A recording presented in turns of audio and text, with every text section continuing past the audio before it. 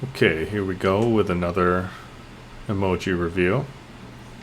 And this time we're talking about parrots. Alright, first is Apple. And it's nice and brightly colored, like a parrot. But there's something about it that kind of looks like a normal bird more than a parrot. Like they copied and pasted an eagle or something and just recolored it, called that a parrot. Alright, next we have Google. And I like the little pink on the top of the beak, a nice yellow bright beak. And the feet are really good. So this is a really good parrot. There's also the white around the eyes, which I think is big parrot trait.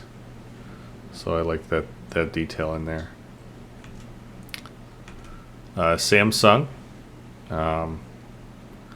This looks like it's out of Encyclopedia Britannica. It's very realistic looking macaw parrot. Next is Microsoft. The black outlines always make these look so stylized, but it really looks like an Egyptian hieroglyphic, which is an interesting departure, but pretty cool. Again, the red color scheme, kind of your textbook macaw. Finally, Facebook has this very nice looking bird. Very colorful. The only orange one. Not a very common parrot color, as far as I understand it. But very cool. Also has the white around the eye, so that's good. All right. In first place, we had Google, because its little feet are so good, and the pink on the top of its beak. Next was Facebook, and it just looks like a happy one. It's almost like a smiling with its beak, and it has good detail around its eyes, and its wings are fun. Next is Microsoft.